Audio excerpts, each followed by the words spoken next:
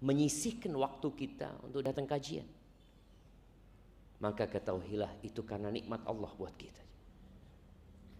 Allah mengatakan kalau bukan karena karunia Allah kepada kalian dan rahmatnya, ma zaka minkum min ahadin abada. Tidak ada satu pun di antara kalian jadi orang bersih, jadi orang taat, nggak ada. Walakin Allah yuzakki man yasha. Tapi Allah itu mensucikan siapa yang Allah kehendaki. Maka bersyukur kepada Allah atas nikmat hidayah yang diberikan. Tadi disampaikan kita malam Jumat, malam yang spesial. Tapi malam ini jadi lebih spesial jemaah, karena kita berada di awal 10 Dzulhijjah ya. Yang terus terang, woro-woro 10 Dzulhijjah itu nggak kelihatan di pinggir jalan. Tapi kalau ada momentum bazar, ada momentum pertunjukan atau apa, kita akan mendapatin di jalanan itu flyer-flyer ditebarkan di sana. Anda nggak tahu apakah Masjid As-Siddiq bikin flyer nggak? Selamat memasuki 10 awal Dzulhijjah. Ada nggak? Kenapa? Enggak kan? Kalau masjid aja enggak, apalagi yang lain. Ini menunjukkan kepedulian kita kepada umat itu masih kurang. Orang beriman itu, ya bukan orang beriman, manusia itu pelupa ya. Allah mengatakan wadzakir. Elingno kata Allah. Ingatkan orang itu. Fa inna dzikra tanfa'ul mu'min. Peringatan itu bermanfaat buat orang beriman. Artinya orang beriman aja masih perlu dielingno gitu loh. Apalagi orang-orang yang ya separuh beriman ya. Orang-orang yang ya kalau kita lihat, kalau ada iklan pengumuman tentang diskon ongkir, gratis ongkir, itu orang semangat sekali. Kenapa dengan 10 awal Dzulhijjah yang kata Nabi alaihi salatu wassalam, ma min ayyamin al-amalu salihu fiha ahabbu ilallah min hadhil ayyam. Enggak ada kata Nabi SAW, hari-hari yang beramal soleh di dalamnya lebih Allah cintai daripada beramal soleh di 10 awal Dzulhijjah. Enggak ada. Bayangin, setahun itu berapa hari? 300? Iyalah sing kena jemaah. Setahun berapa hari? 366 tambah. Itu loh jemaah. Setahun berapa hari? 365.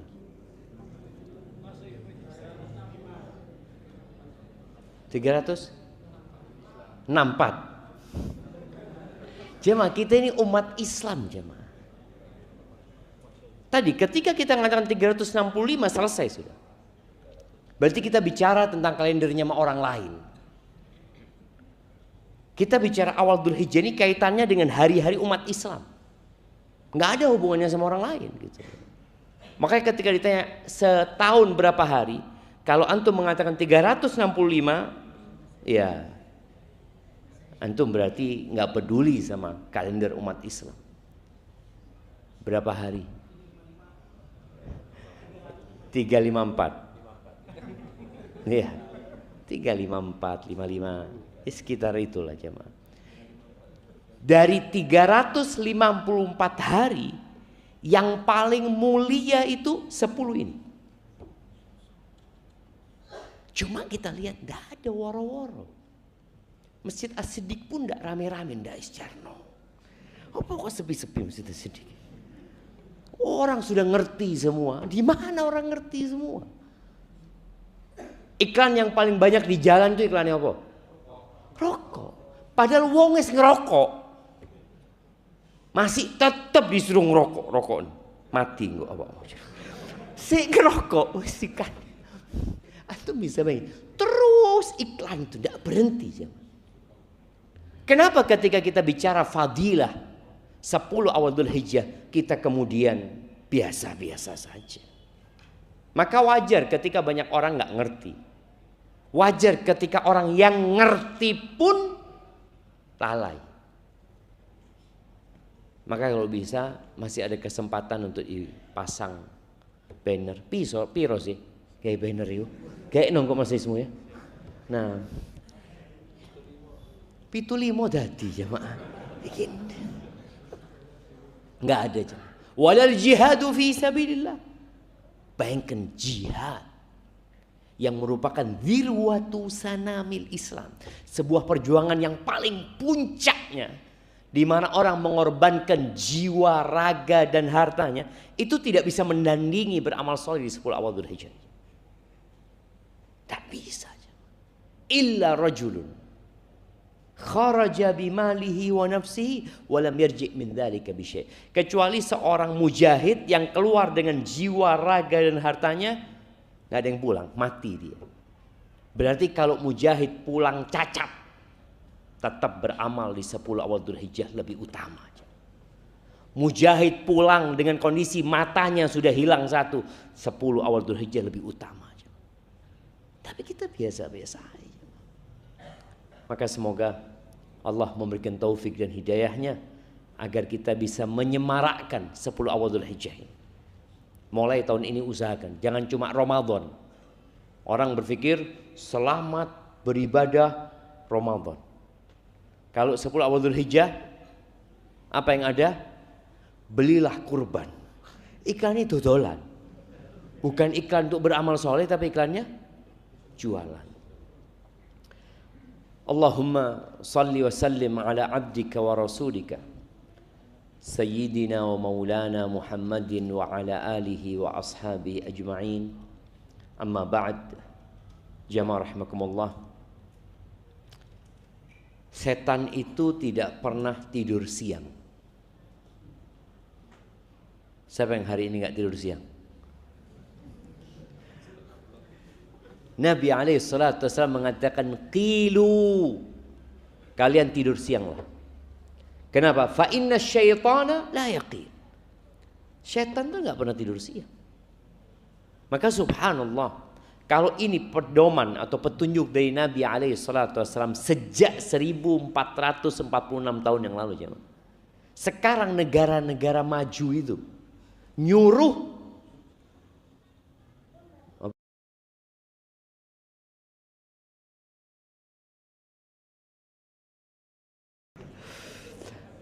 negara-negara maju itu menyuruh pekerjanya, murid-murid sekolahnya tidur siang. Diwajibkan tidur siang. Loh, kita sudah dapat petunjuk dari Nabi SAW. Setan gak tidur siang ngapain? Ya godain orang terus. Gak ada ceritanya setan istirahat sih. Kesel aku godain fulan. Gak ada. Allah menceritakan di surat Al-A'raf ya, ayat 16-17. Setelah dilaknatnya iblis, Allah menceritakan hal ini tentang ucapan iblis, qal fabima aghwaytani la aq'udanna lahum siratakal mustaqim. Ya Allah, karena engkau sudah memutuskan aku ini tersesat, ya, gara-gara dia nggak nurut, dia dilaknat. La aq'udanna lahum siratakal mustaqim. Aku akan duduk menyesatkan mereka dari jalanmu yang lurus. Kita tiap hari doanya apa? Ihdinas siratal mustaqim. Setan mengatakan la aq'udanna lahum siratakal mustaqim. Tak enteni.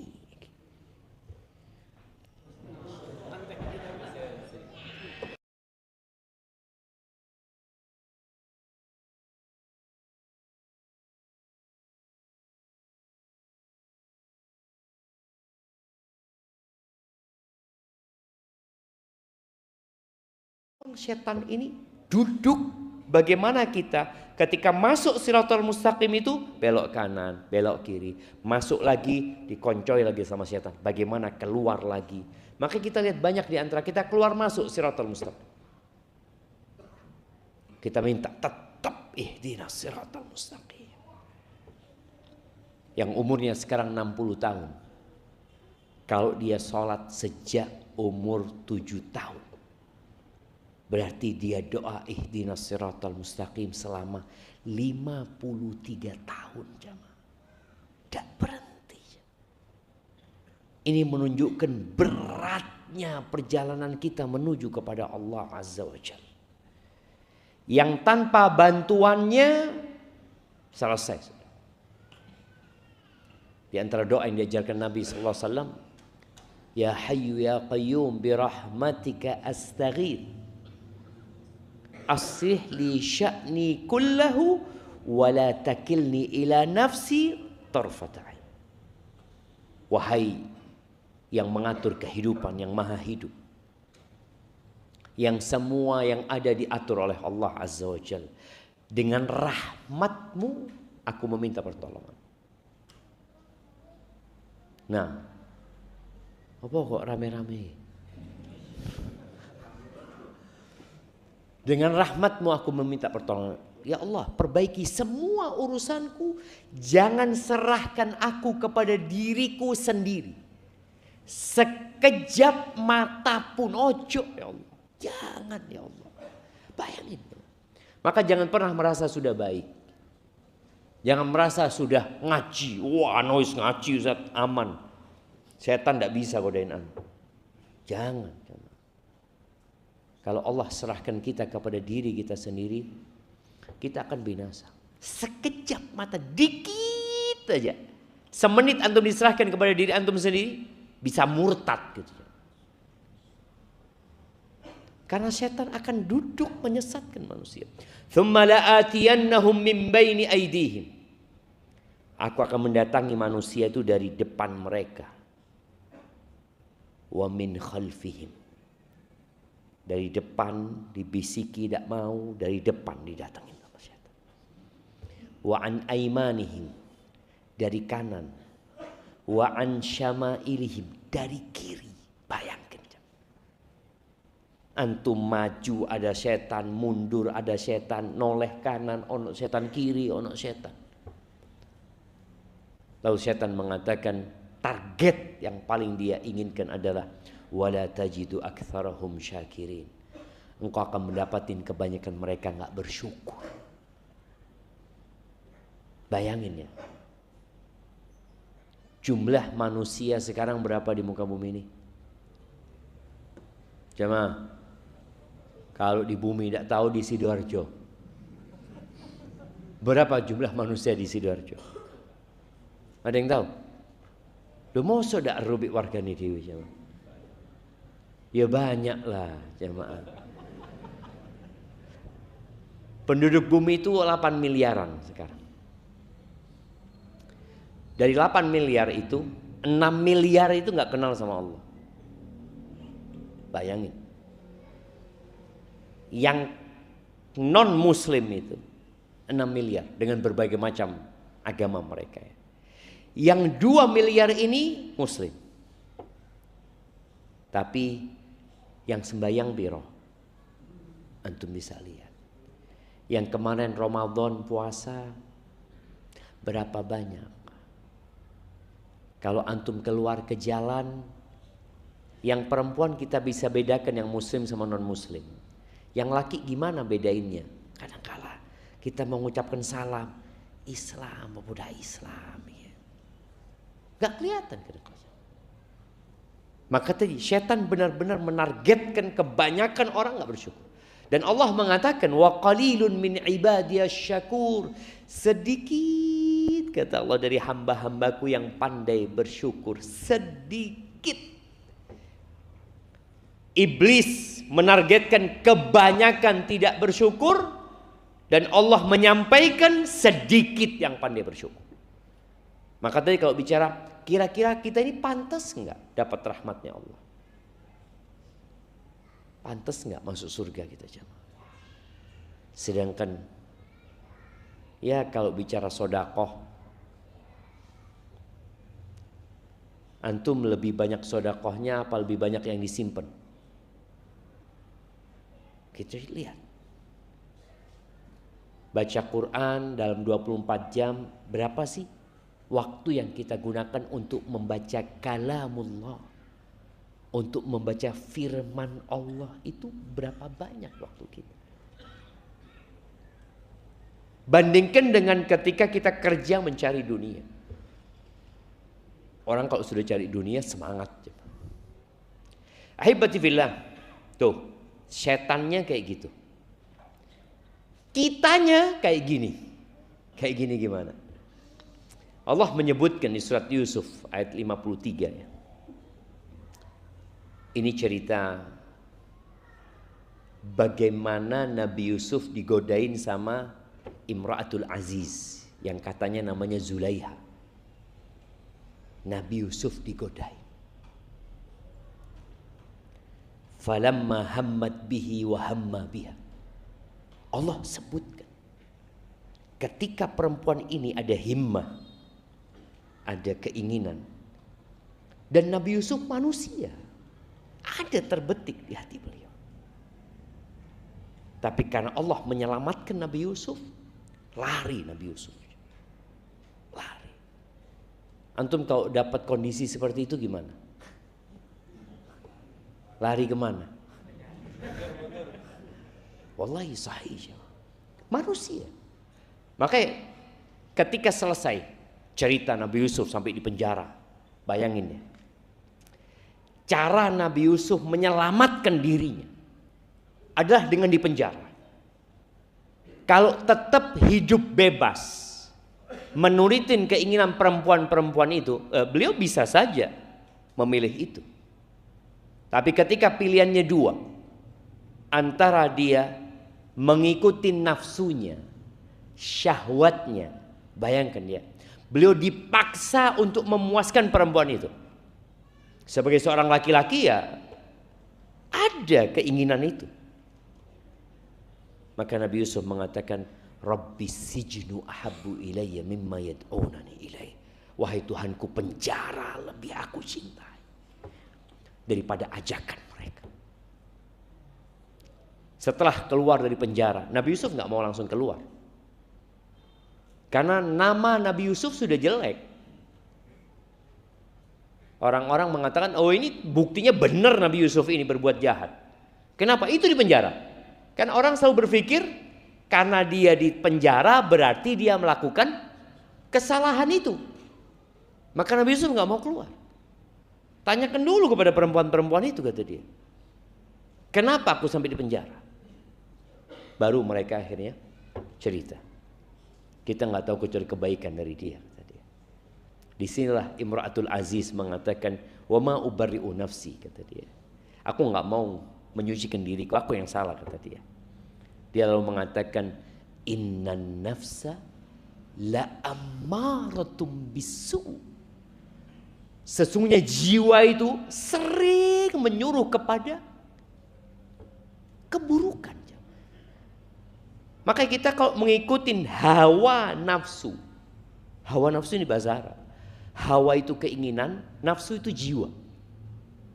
Kalau kita mengikuti keinginan jiwa, selesai. Jiwanya ingin seperti itu, setannya terus membisikkan keburukan.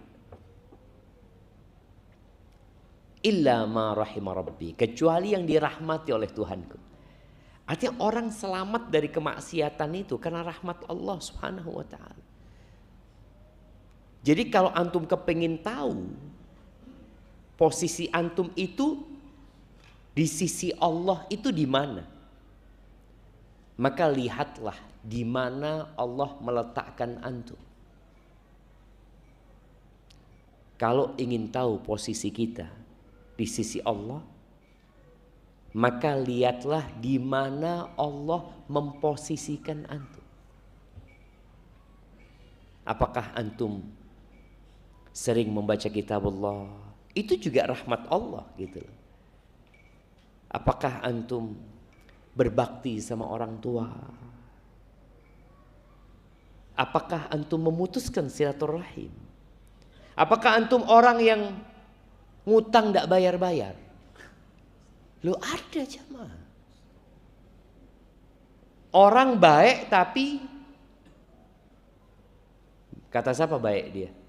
Kata dia. Tapi utang tidak bayar-bayar. Padahal kata Nabi SAW, ahsanukum qadaan.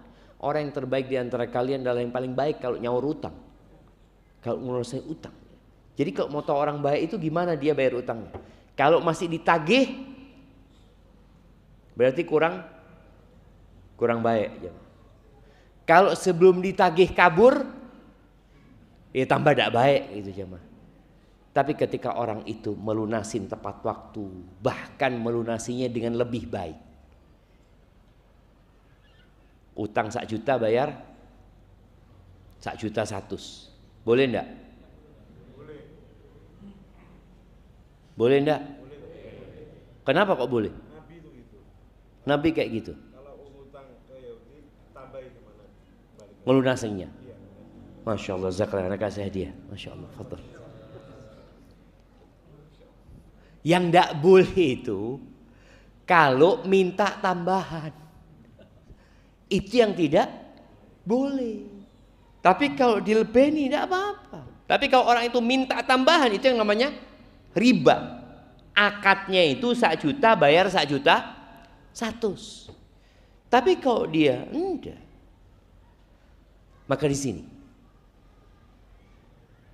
di mana Allah memposisikan antum di rahmat Allah buat kita. Maka ketika antum, ya Allah, alhamdulillah Anda bisa sholat malam, ya Allah, makasih ya Allah, alhamdulillah ya Allah, Allah bangunkan antum. Tapi kalau ternyata antum sholat malam enggak, subuh telat, walaupun kadang-kala jadi imam sing telat kafe, ada kan jamaah. Jadi kita telat, oh ya Allah, kok kayak gini hamba ya. Antum lihat wasiat antum, kok seperti ini hamba ya. Kenapa orang lain bisa, kenapa aku nggak bisa ya Allah tadi. Kenapa orang itu bisa shaf pertama Jumatan shaf pertama itu mahal jamaah. Kalau sholat 5 waktu shaf pertama biasa, bahkan ada yang hidupnya selalu shaf pertama 5 waktu. Karena memang di musolanya cuma 1 shaf jemaah. Loh ada loh jemaah, dia selalu shaf pertama terus.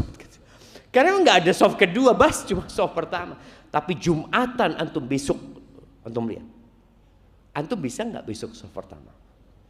Atau coba antum tanyakan, selama 20 tahun anak hidup, berapa kali anak di shaf pertama? Orang tahu diri ya. Bagaimana para sahabat Nabi ya, ketika mereka masuk masjid, tahu-tahu sudah ada 5 orang. Aduh, telat anak sudah. Tapi tidak apa-apa, masih orang ke-6 kata dia. Ada perasaan itu di diri kita? Tidak ada. Yang ada, kok telat khotibnya ini, nggak datang. Jadi yang disalahno khotibnya, karena dia datang duluan, khotibnya belum datang. Maka tadi lihat, kalau antum kepingin tahu rahmat Allah kepada antum, di mana antum diposisikan sama Allah Subhanahu wa taala. Inna Rabbi Ghafur Rahim. Allah itu Maha Pengampun dan Maha Pengasih. Ahibati fillah. Bicara dosa. Siapa yang tidak berbuat dosa? Anda kasih hadiah. Yang hari ini enggak berbuat dosa, angkat tangan jemaah. 6 jemaah. Sebagai kayaknya Anda enggak punya dosa. Apa ya dosa? Wallahi jemaah. Kita ada di muka bumi ini karena dosa. Nabi Adam diturunkan dari surga karena dosa. Iblis dilaknat karena dosa. Tapi ada yang menarik. Kenapa iblis tidak diampuni dan Nabi Adam diampuni? Siapa yang mau jawab? Nah, karena iblis sombong. Nah, kalau Nabi Adam Tidak sombong Nabi Adam. Tidak apa-apa lah, kasih hadiahnya. Ya, hampir betul jemaah. Nah, betul itu tadi jawabannya. Tapi ada tambahannya, siapa yang mau nambahin?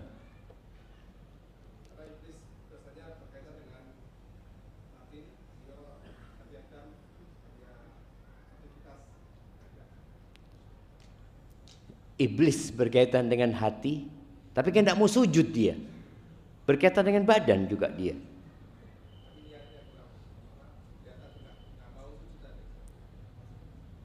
Iya, karena sombongnya tidak mau sujud dia. Sahih. Tidak apa-apa, kasih hadiah juga. Si ono hadiah nih ya, Mak. Nah.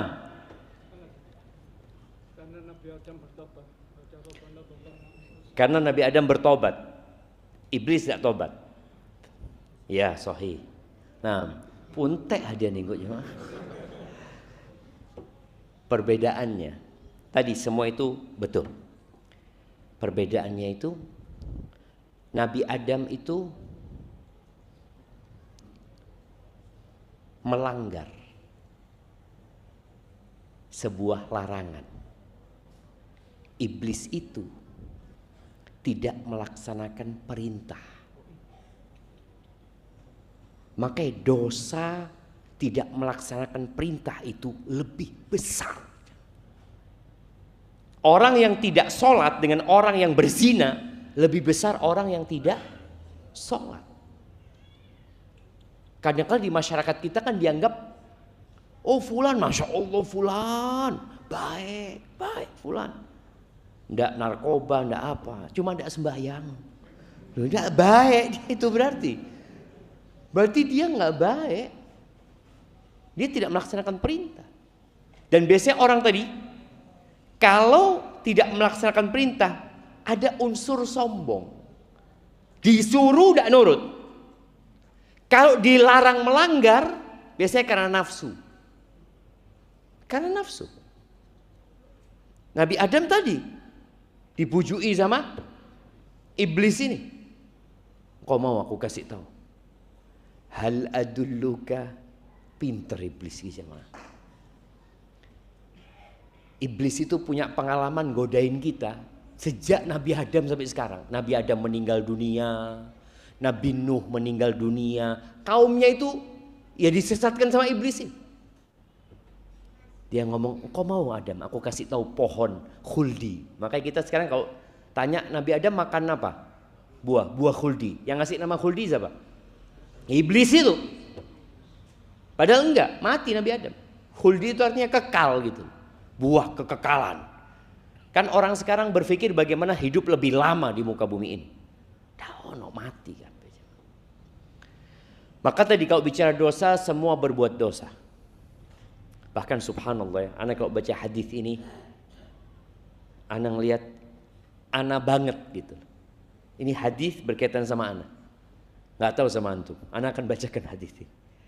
Hadis ini diriwayatkan Imam Tabrani dari Abdullah bin Abbas radhiyallahu anhuma bahwa Nabi alaihi salatu wasallam bersabda, "Ma min 'abdin mu'min."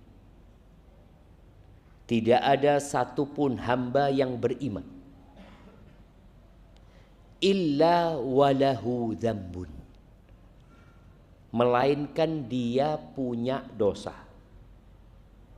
Ada yang nggak punya dosa di sini? Setelah hadis ini yakin semua punya dosa. Tidak ada satupun orang beriman melainkan dia punya dosa. Dosanya dua macam, dua model dosanya. Kata Nabi SAW, ya'taduhul faina ba'dal faina.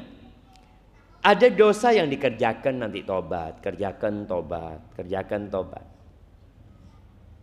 Ada jamaah koyo iyo. Memang betul. Ini yang paling ringan. Al-faina ba'dal faina. Dia kerjakan nanti berhenti, kerjakan nanti berhenti. Model yang kedua, au dzambun huwa muqimun alaihi la yufariq. Atau dosa yang dia tidak meninggalkan, mukim dia di dosa itu. Terus dilakoni. Sampai kapan? Kata Nabi SAW, hatta yufariqad dunya. Sampai meninggal dunia.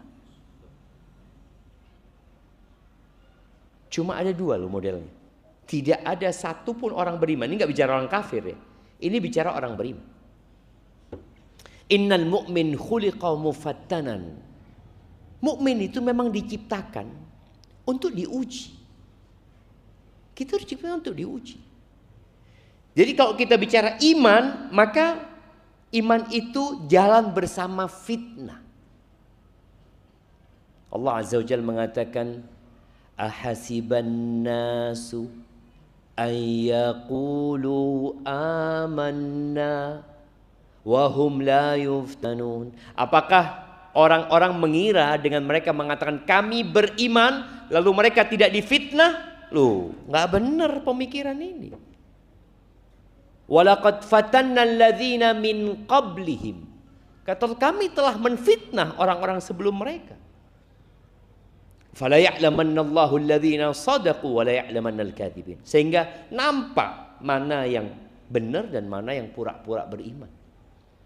Makanya Nabi alaihissalatu wasallam mengatakan innal mu'min khuliqa mufattanan. Orang beriman itu diciptakan untuk difitnah, diuji. Makanya pernah ada yang tanya kepada Imam Syafi'i, mana yang lebih utama? Seorang itu dikasih bala, dikasih fitnah, atau seorang itu dikasih kedudukan? Mana yang lebih utama coba? Siapa yang mau jawab? Anda kasih hadiah. Hah? Kenapa? Kok bala?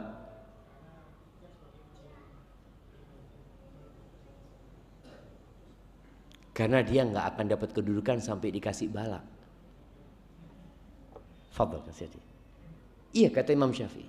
Nggak bakal dia dikasih kedudukan sama Allah sampai dikasih bala. Nabi Yusuf alaihissalam gimana bisa ada di posisi situ?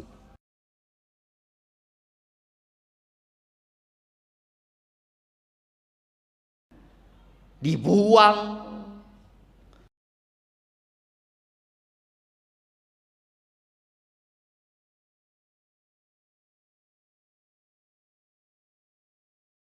Orang tuh nggak bakal dapat kedudukan kecuali dikasih bala. Maka tadi orang beriman tuh antum tuh diciptakan, bukan antum ya kita semua difitnah.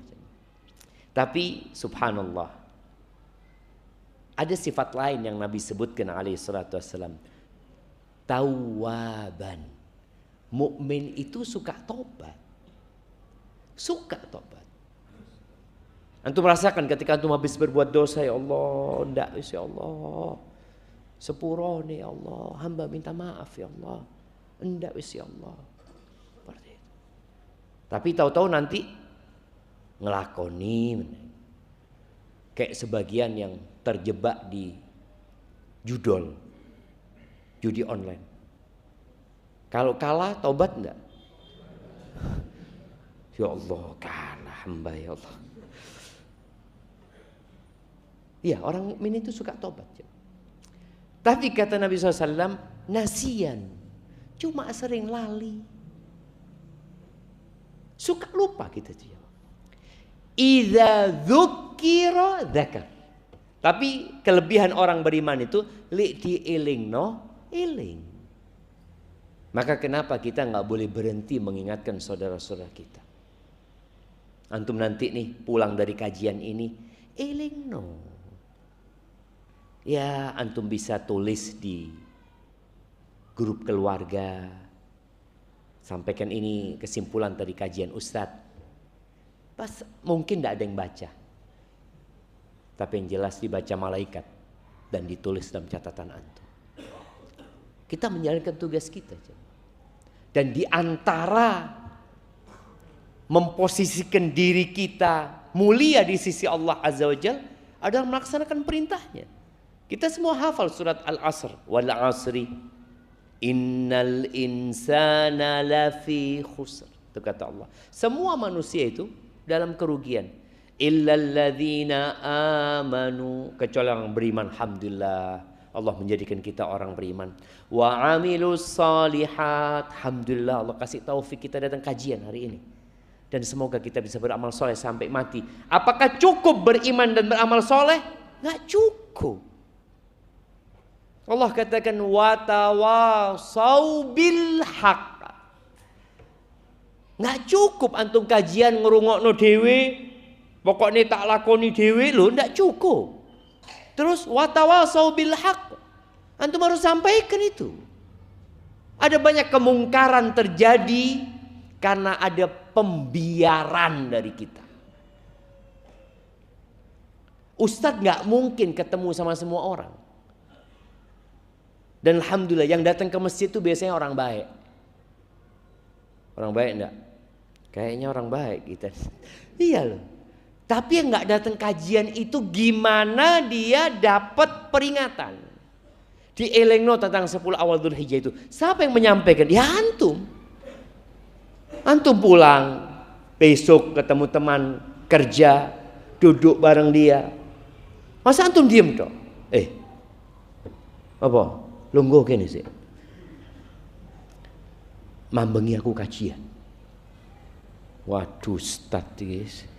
Mereka akan menganggap antum sok alim ini. Tidak apa-apa. Dengarkan sebentar lah. Sebentar, rungokno. 1 menit. Sudah tinggal. Wallah jemaah kita nggak tahu, mungkin dia dapat hidayah nanti. Anak ingat dengan seorang non muslim dikasih Quran sama teman ini. Dia memang kerjanya percetakan Al-Quran. Ini dia punya teman non muslim kasih Quran nih, fadl. Ya dia bawa pulang, namanya dikasih, masa ditolak ya. Dan nggak dibaca karena dia non muslim. Makanya ketika dia lagi suntuk ya, sumpah, punya masalah, dia duduk, dia ngeliat, tahu-tahu muncul tuh Quran dalam pandangan dia, kitabnya orang Islam. Dia buka ya. Ketika dia buka, biasa orang ketika mau buka buku itu dicari pengarangnya siapa. Dilihat, kok ada ono pengarangnya buku ini. Iya, kemudian dia baca terjemahannya, dia baca Al-Fatihah. Kemudian ketika baca terjemahan, dzalikal kitabu la raiba fi hudal lil muttaqin. Ini kitab tidak ada keraguan di dalamnya, petunjuk buat orang-orang bertakwa, kata dia. Sombong banget kitab ini, kata dia. Biasanya orang kalau nyusun buku itu selalu minta maaf ya, ini buku ya mungkin ada kesalahan ini, tahu-tahu tidak ada keraguan di dalamnya. Dia baca masuk Islam. Tadi kita nggak tahu. Ada teman kita yang mungkin kita kasih tahu, dia nggak dengar langsung. Sampai ada cerita kawan di Batam, hafizahullah taala, yang dia cerita, anak itu dia seorang polisi, tapi dia cerita anak polisi nakal dulu. Sampai istri anak kepingin anak bener. Nah, tadi emak-emak kadang-kadang lihat suaminya nggak datang kajian. Boleh jadi yang bapak-bapak, bapaknya datang kajian, istrinya nggak datang kajian, atau sebaliknya seperti itu.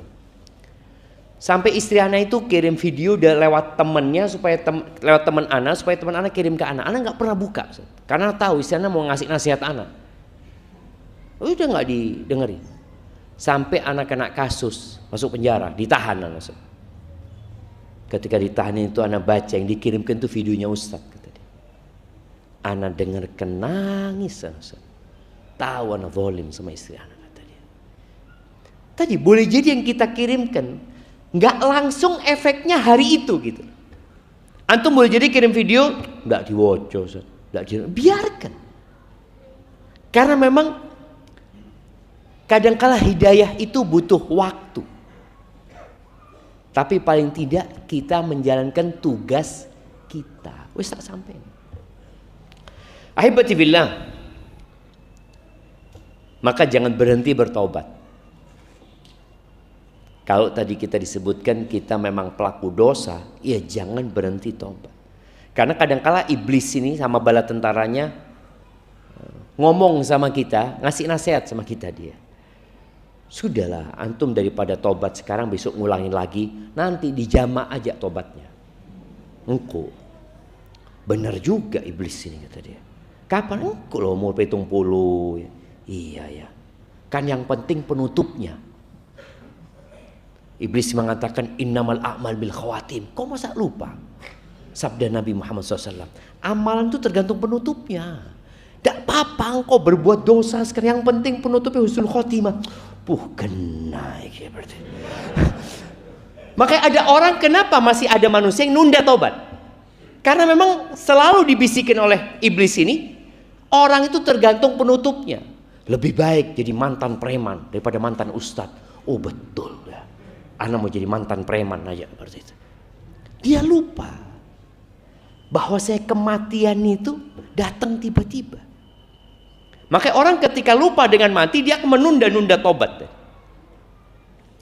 Subhanallah ya.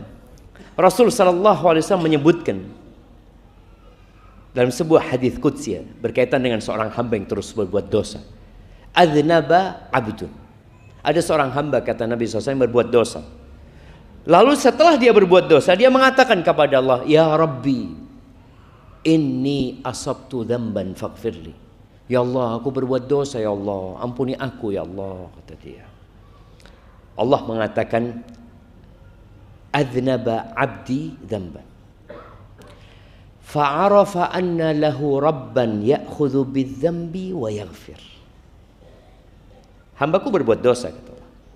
Dan dia tahu dia punya Tuhan yang mengampuni dosa dan memberikan hukuman atas perbuatan dosa. Maka dia takut. Dia mohon ampun. Terus hamba ini lagi berbuat dosa lagi. Ngomong lagi, ya Allah, aku berbuat dosa lagi, ya Allah, ampuni aku, ya Allah, kata dia. Kata Allah SWT, Adznaba abdi dzamban. Hambaku berbuat dosa. Dan dia tahu dia punya Tuhan yang mengampuni dosa dan memberikan hukuman atas perbuatan dosa. Berbuat dosa lagi nih hamba. Allah mengatakan, hambaku berbuat dosa lagi. Dan dia meminta ampun. Karena dia tahu dia punya Tuhan yang mengampuni dosa dan menghukum atas perbuatan dosa. Falyaf'al abdi masya. Terserah hambaku mau berbuat apa saja. Yang penting tobat. Oh, jadi bebas berbuat dosa. Ya tidak bebas. Maksudnya manusia itu sudah diciptakan berbuat dosa. Ketika antum terjebak dalam perbuatan dosa, jangan nunda tobat. Innallaha yabsutu yadahu bil-lail yatuba musii'un nahar. Kata Nabi SAW, Allah itu membuka pintu tobatnya, membuka kedua tangannya di malam hari agar orang yang berbuat dosa di siang hari tobat. Jangan nunggu besok gitu. Jadi antum berbuat dosa hari ini, jangan nunggu besok ayana tobati mari Jumatan. Lo jangan. Kan habis asar tuh doa mustajab, Ustaz. Lo jangan. Mau doa besok nggak apa-apa, tapi tobatnya sekarang. Apa syaratnya tobat? Angkat tangan yang mau jawab. Nah, 3+1 syaratnya. Tidak mengulangi lagi dosa itu. Tidak ngulangi. Tadi sudah ngulangi dia 7 kali.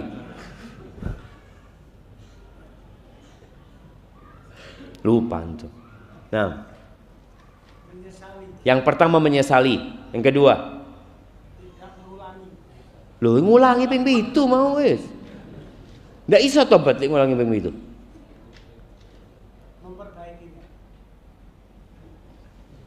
Pernah tobat Bapak? Iya, kita ulangi lagi. Yang pertama menyesali. Yang kedua, setelah menyesali apa? Menyesali perbuatannya. Oke. Yang kedua, memperbanyak amal soleh gitu. Iya. Yang ketiga,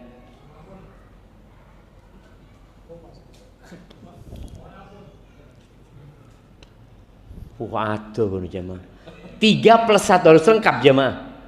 Kita ini kadang-kadang merasa anak sudah tobat, Ustaz. Loh, tapi syaratnya belum lengkap. Nah, menyesali. Loh, tidak mengulangi itu 7 kali ngulangi guys. Memohon ampun, istighfar. Meninggalkan, oke. Menyesali, meninggalkan.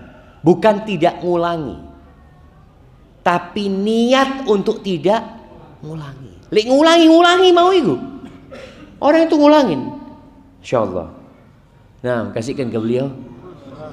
Yang ini kasih separuhnya tadi ya.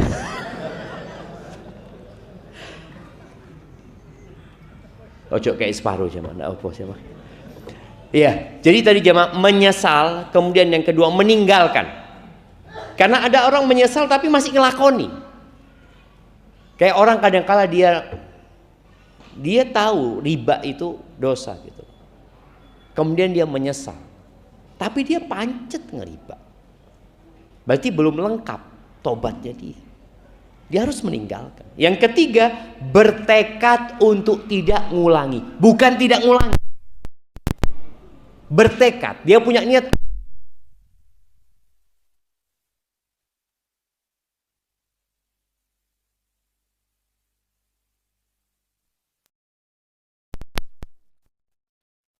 Manusia harus minta maaf, dikembalikan barangnya, baru tobat kita akan diterima.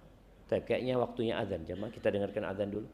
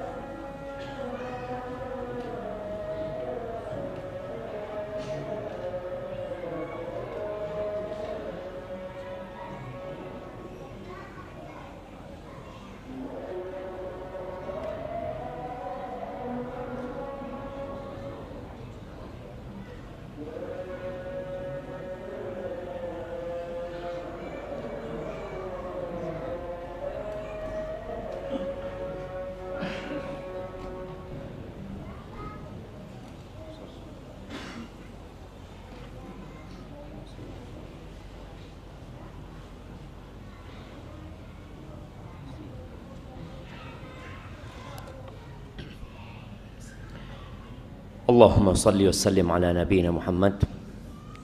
Maka Perbanyaklah istighfar jemaah. Nabi alaihissalatu wassalam mengatakan kepada para sahabatnya, ayuhan nas, tubu ilallah wastaghfiruh. Wahai umat manusia, kalian bertobatlah kepada Allah dan mohonlah ampun kepada Allah SWT. Fa inni atubu ilallahi wa astaghfiruh fil yaumi akthar min 70 marrah. Aku tuh dalam sehari bertobat, Nabi dalam sehari bertobat, beristighfar lebih 70 kali. Kadangkala sahabat itu radhiyallahu anhu menghitung, sekali duduk Nabi mengatakan Rabbighfirli wa tub alayya innaka antat tawwabur rahim. Beliau baca itu 100 kali sekali duduk alaihi salatu wassalam. Bagaimana dengan kita? Coba antum lihat, hari ini antum istighfar berapa kali? Itu Nabi alaihi salatu wassalam. Apalagi orang yang dikasih banyak harta atau banyak nikmat, itu harus lebih banyak lagi istighfar. Karena menjadi hamba yang bersyukur itu berat. Ketika turun firman Allah, idza jaa nasrullahi wal fath wa ra'aitan nas yadkhuluna fi dinillahi afwaja. Apabila datang pertolongan Allah dan kemenangan, dan engkau melihat orang-orang berbondong-bondong masuk ke dalam agama Allah ini, apa yang harus engkau lakukan? Fasabbih bihamdi rabbika wastaghfir. Bertasbihlah engkau dengan memuji Allah Tuhan dan istighfar. Bayangkan Nabi disuruh istighfar setelah perjuangan 13 tahun di kota Mekah, 10 tahun di kota Madinah, atau 8 tahun ya setelah penaklukan kota Mekah, turun ayat ini menyuruh Nabi untuk bertasbih, memuji Allah dan beristighfar.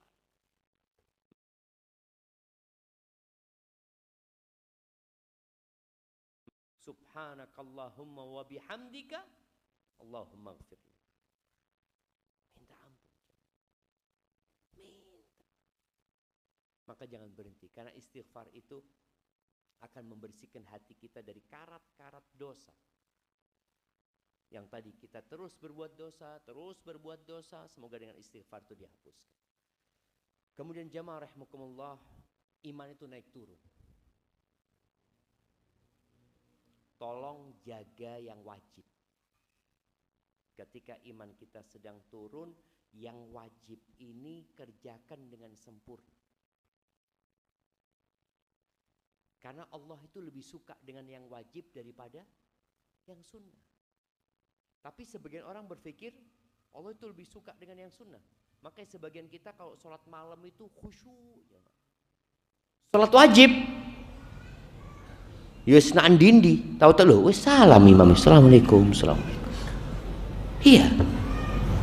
Maka tolong yang wajib ini benar-benar dipersiapkan. Contohnya tadi sholat yang 5 waktu. Bagaimana antum sholat dengan ruh, bukan hanya jasadnya yang bergerak, yang tidak tahu imam di rakaat pertama baca apa, rakaat kedua baca apa, nggak tahu. Tapi yang jelas imamnya baca surat Al-Fatihah. Kadang-kadang kita lalai. Dalam sebuah hadis qudsi yang diriwayatkan oleh Imam Bukhari, Nabi SAW bersabda, Innallaha qal, sesungguhnya Allah berfirman. Ini hadis qudsi ya. Allah mengatakan, man ada li waliyan faqad adzantuhu bil harb. Barang siapa yang memusuhi waliku, maka aku mengumumkan perang sama dia. Makanya orang yang mengganggu waliullah itu hidupnya berantakan. Allah mengumumkan perang. Siapa waliullah? Alladzina amanu wa kanu yattaqun. Waliullah itu orang yang beriman dan bertakwa, melaksanakan perintah dan menjauhi larangan. Lalu Allah jelaskan, wa ma taqarraba ilayya 'abdi bi syai'in ahabba ilayya mimma aftaradtuhu alaih. Tidaklah hambaku mendekatkan dirinya kepadaku dengan amalan yang lebih aku cintai daripada yang aku wajibkan. Makanya penting belajar perintah-perintah Allah, mana yang wajib, mana yang sunnah, kita jadi tahu. Kenapa kok perlu belajar? Bukan untuk meremehkan sunnah, bukan, tapi untuk memprioritaskan yang wajib. Karena tadi jangan sampai orang sholat malam subuh telat. Lu ya apa sih? Ya gimana Ustaz? Anak semalam sholat malam Ustaz, subuhnya jam 7 ya. Ya apa? Maka tadi jangan sampai antum fokus dengan yang sunnah untuk memperbaiki, tapi yang wajib akhirnya berantakan. Maka kalau ingin mendekatkan diri kepada Allah, laksanakan yang wajib. Kalau imannya lagi turun, yang wajib jaga, walaupun umpamanya nggak bisa seperti biasanya, nggak seperti biasanya. Umpamanya dia, buat emak-emak nih yang sholat di rumah ya, biasanya dia sholat duhur baca sabbihisma rabbikal a'la, tahu-tahu karena imannya sedang turun, ya sudah baca idza jaa nasrullah. Tapi yang jadi masalah, setahun baca idza jaa nasrullah, imannya tidak naik-naik jemaah. Nah, perlu kita mengevaluasi diri. Kenapa? Kok aku tidak naik-naik? Dulu aku baca sabbihisma rabbikal a'la, dulu aku baca al-waqi'ah, dulu aku baca tabarok ketika sholat nih. Kok sekarang di posisi itu gitu loh. Setelah yang wajib dijaga, Allah mengatakan wa ma yazalu abdi. Ini kalau bicara posisi ya. Orang itu kan kalau di dunia kerja dia ingin dekat sama atasan supaya dipromosikan ya, supaya tidak dimutasi ke tempat yang jauh. Adalah manfaat dekat sama atasan itu. Antum merasakan itu. Maka kalau ingin dekat sama Allah, kalau yang wajib kan semua sama. Kalau kita bicara nih sholat isya, semuanya sholat isya, kita sholat isya bareng-bareng. Apa yang membedakan kita? Yang sunnah. Kata Allah, wa ma yazalu abdi, dan hambaku ini terus yataqarrabu ilayya bin nawafil, dia mendekatkan dirinya kepadaku dengan yang nawafil, yang tidak wajib, yang sunnah-sunnah, hatta uhibbahu, sampai aku cinta sama hamba. Jadi kalau antum mau dicintai Allah, laksanakan yang sunnah. Dan masyarakat awam, ya kita dulu juga mungkin seperti itu. Kalau ditanya sunnah itu, kalau dikerjakan dapat pahala, ditinggalkan nggak apa-apa. Itu kan masyarakat seperti itu. Padahal sebenarnya rugi, karena kita kehilangan pahala. Apalagi kalau sistem kapitalis ya, belum untung aja sudah dihitung untung sama dia. Kayak umpamanya orang jualan di pinggir jalan, tahu-tahu ada galian di depan tokonya. Apa yang dia katakan? Saya mengalami kerugian. Rugi apa? Ya sejak ada galian ini. Kan memang belum dapat untung antum. Iya, seharusnya Anda dapat untung. Gara-gara ada galian, orang nggak bisa beli di tempat Anda. Ini rugi. Oh, masya Allah tuh. Belum dapat aja sudah dihitung untung sama dia. Tadi pahala-pahala itu, kenapa antum nggak hitung untung? Sehingga orang kalau dikasih tahu iki lo sunnah, oh kan cuma sunnah. Makruh, aduh, makruh itu dikerjakan tidak apa-apa, ditinggalkan dapat pahala, terus dikerjakan, ya kan tidak apa-apa, rugi. Orang terus rugi antum ketika mengerjakan yang makruh itu. Antum kehilangan keuntungan. Dan orang yang cerdas itu akan berpikir enggak, rugi ya. maka dia akan semangat melaksanakan yang sunnah dan menjauhi yang makruh. Terus kalau sudah dicintai Allah, jangan ditanya antum akan dapat apa, jemaah. Yang terakhir jemaah, sebelum kita masuk ke sesi tanya jawab ya, ada sebuah doa yang diajarkan oleh Nabi SAW kepada sahabat yang namanya Shaddad ibn Aus. Nabi pernah mengatakan kepada Shaddad ini, ya Shaddad ibn Aus, dipanggil sama Nabi SAW, idza ra'aitan nas qad iktanazu adh-dhahaba wal fiddah, kalau engkau melihat, engkau akan hidup di satu fase nanti, engkau melihat orang-orang itu menimbun harta emas dan perak. Kita tahu fitnahnya umatnya Nabi Muhammad SAW apa? Harta. Sahabat hidup susah dahulu, tapi akan ada fase di mana harta berlimpah ruah. Orang yang hidup di Indonesia itu mengalami fase sulit di masa penjajahan Belanda contohnya. Orang itu pakai baju, ya kita dulu waktu SD dikasih tahu bajunya dari apa? Goni. Iya, dari goni mereka. Makannya gaplek. Terus apa yang hitam? Gatot. Gatot dipangan jemaah. Bapak ngamuk anaknya dipangan. Iya, gatot dipangan mereka dulu jemaah. Subhanallah. Yang seumur anak mengalami fase masih sulit. Kita dulu itu beli baju setahun sekali. Sekarang tiap Jumat datang paket apa? Lagi murah, lagi sponsor, lagi apa? Ya Allah jemaah, Allah kasih kemudahan. Makanya Nabi SAW mengatakan kepada Shaddad, kalau kau lihat orang sudah sibuk dengan dunianya, menimbun emas dan perak, faktanis haulail kalimat, nih aku ajarkan doa, engkau timbun doa, banyak-banyak engkau baca ini. Apa doanya? Allahumma inni as'aluka tsabata fil amri wal azimata 'ala rusydi. Ya Allah, aku meminta ketetapan dalam urusan ini. Karena godaan semakin banyak. Boleh jadi pagi beriman, sore kafir. Boleh jadi ketika fitnah itu datang. Yang diminta pertama supaya dikasih ketetapan dalam urusan agama ini. Wal azimata 'ala rusyd. Azimah, tekad yang kuat di atas kebenaran. Karena ada orang semangat tapi salah.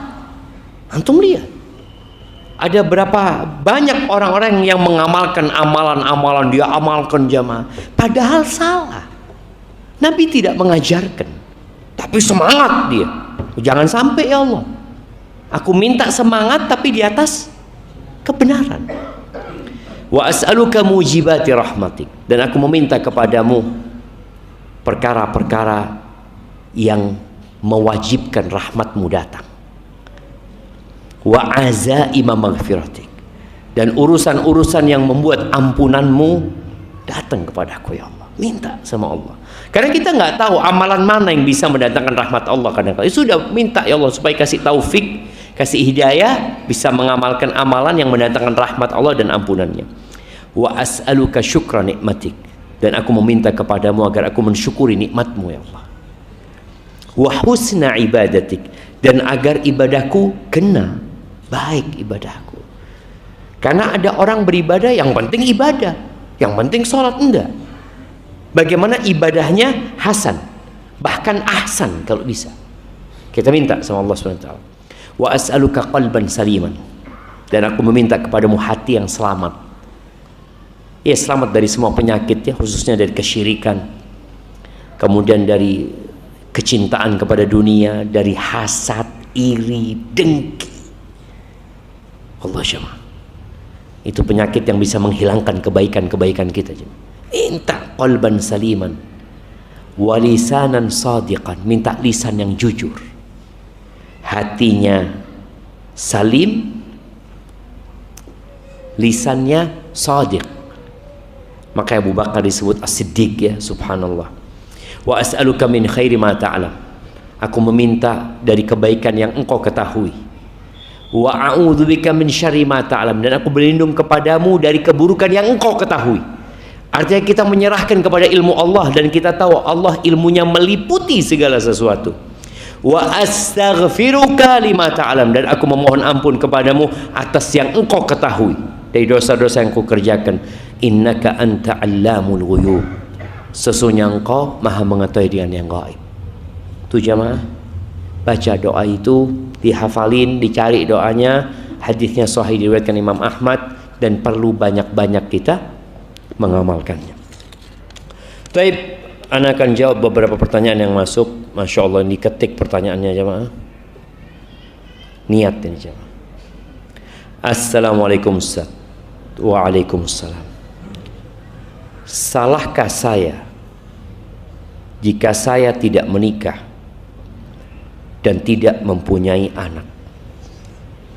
Pada saat kecil saya mengalami pelecehan seksual berulang kali dan mengakibatkan berubahnya pandangan dalam hidup menjadi bisek dan mengenai mental saya. Saya melakukan segala upaya memperdalam agama, sampai dengan ke psikiater, ruqyah, dan meminum obat penenang, sampai gaji saya habis untuk berobat. Dan alhamdulillah, pada detik ini saya sembuh dan bisa mengontrol diri saya. Tidak lama kemudian ujian baru datang lagi. Saya sakit dan didiagnosa HIV. Karena penyakit itu timbul di antara 3 sampai 10 tahun kemudian. Usaha saya yang saya lakukan hancur seketika, serasa tidak ada hasilnya. Saya tidak pernah menceritakan hal ini kepada siapapun. Apa yang harus saya lakukan? Apakah berdosa bila saya berbohong kepada calon istri saya?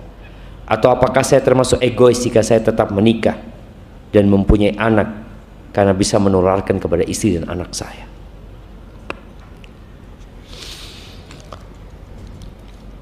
Jamaah rahimakumullah ya. Kalau bicara bala, hidup ini adalah ujian.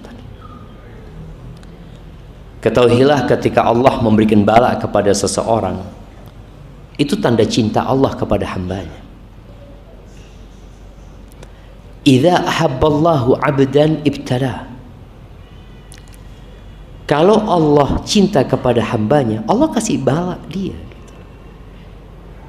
Dan boleh jadi bala yang antum alami ketika antum kecil, yang kemudian menyebabkan antum jadi nggak benar.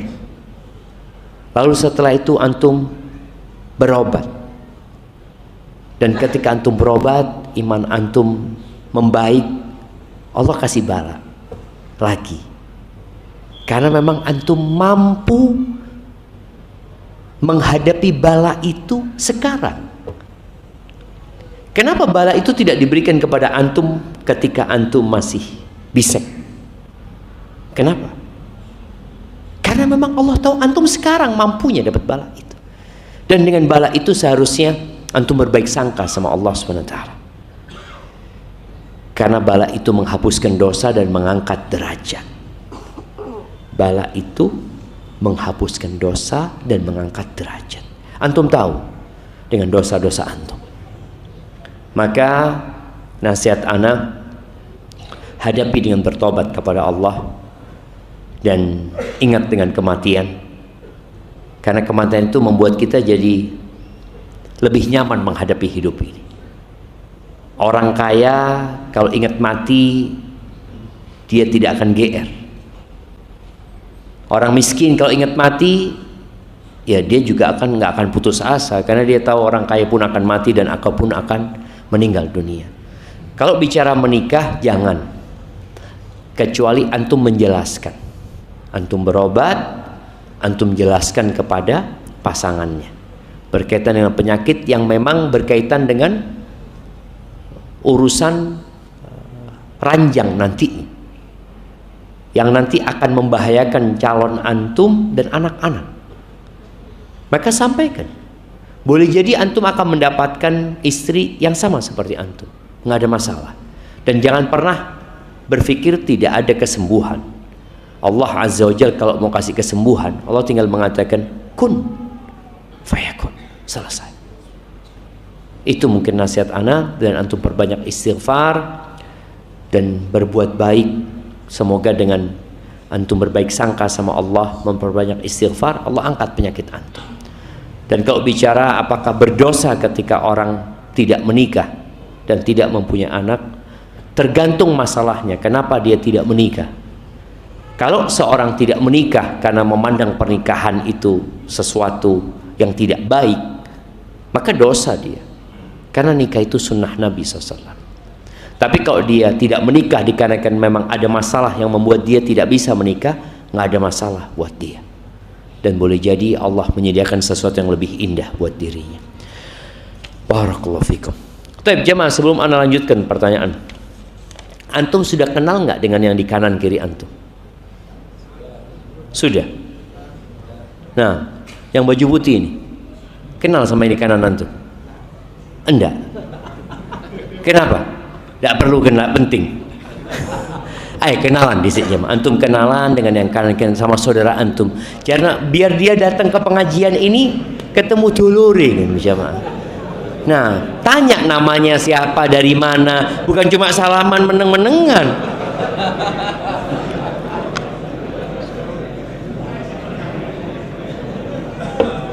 Iya, emak-emak juga sama. Emak-emak yang di belakang tanya lu dari mana, siapa namanya, apa profesinya.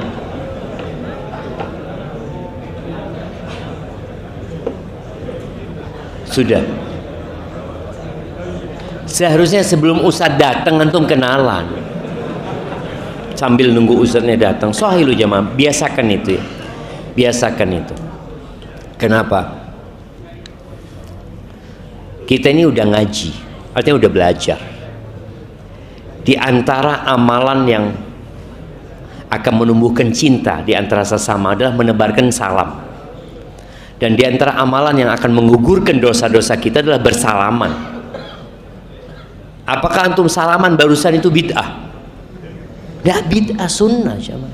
Ketika berjumpa, berjabatan tangan, itu loh sunnahnya seperti itu. Sambil tanya dari mana.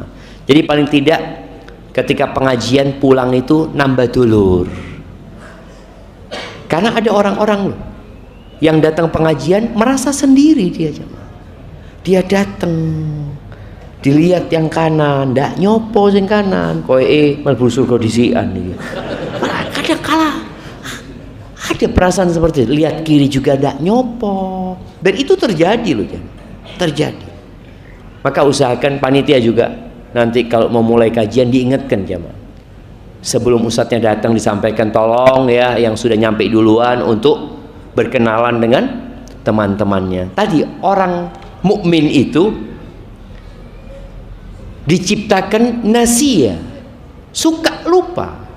Idza dzukira dzakar. Lek dielingno eling. Kayak barusan disuruh kenalan. Iya, mau kenalan sih isin-isin pisan. Duh, kayak opo? Loh, dulur kita loh jemaah. Allah yahdikan tuh.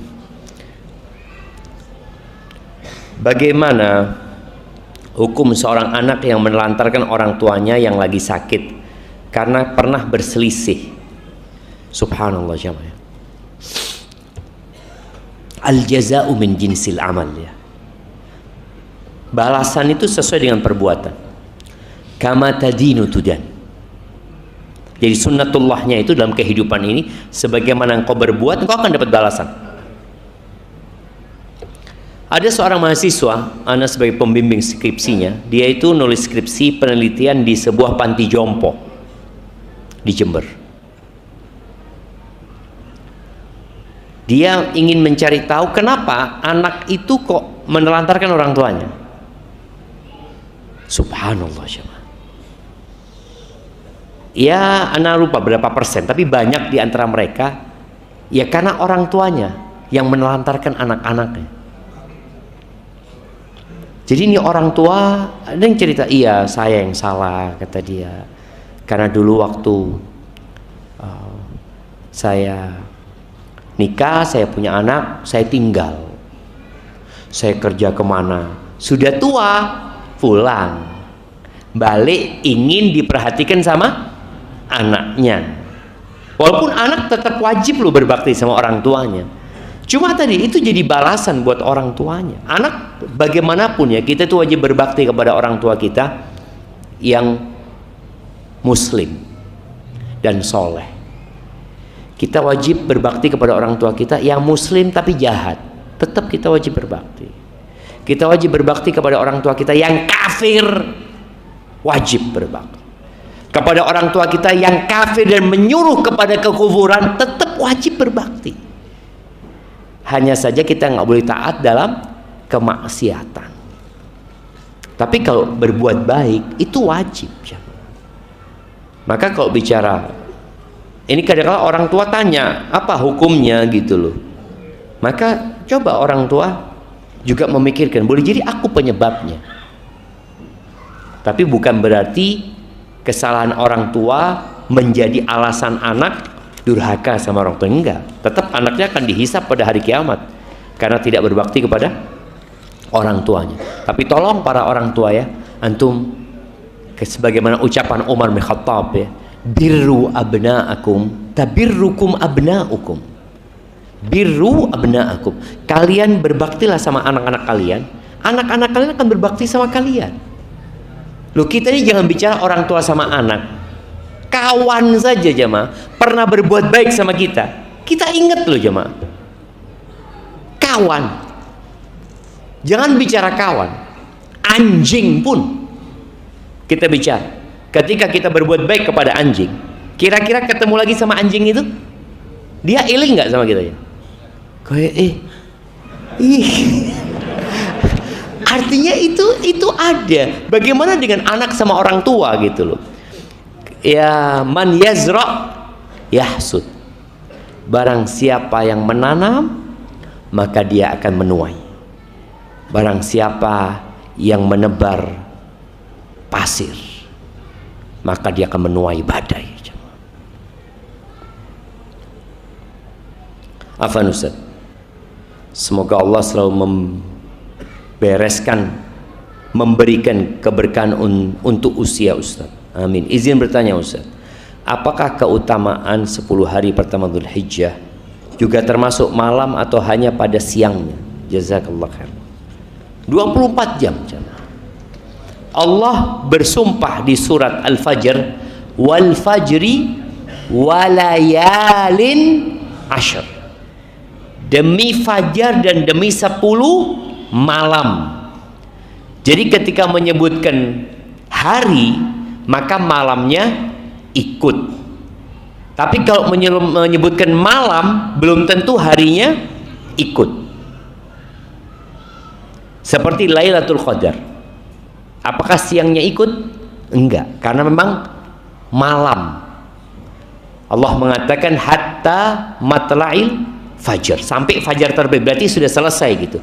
Walaupun Imam Syafi'i bicara Lailatul Qadar, beliau mengatakan aku juga suka orang itu sebagaimana menghidupkan malamnya, di siang harinya dia juga memperbanyak ibadah, seperti itu. Jadi kalau malam, ya malam saja seperti yang disebutkan Lailatul Qadar, tapi kalau hari lebih umum ya, seperti itu. Wallahu a'lam, itu yang Anda ketahui. Jadi jangan sampai akhirnya malamnya antum tidur-tiduran, siangnya baru ibadah. Padahal Sa'id bin Jubair yang meriwayatkan hadis Ibnu Abbas berkaitan dengan keutamaan 10 hari-hari awal Dzulhijjah itu, dia mengatakan la tudfi'u surujakum, jangan kalian jangan kalian padamkan lentera-lentera kalian di 10 malam awal Dzulhijjah. Ini menunjukkan bahwasanya malamnya juga termasuk malam-malam yang mulia jemaah.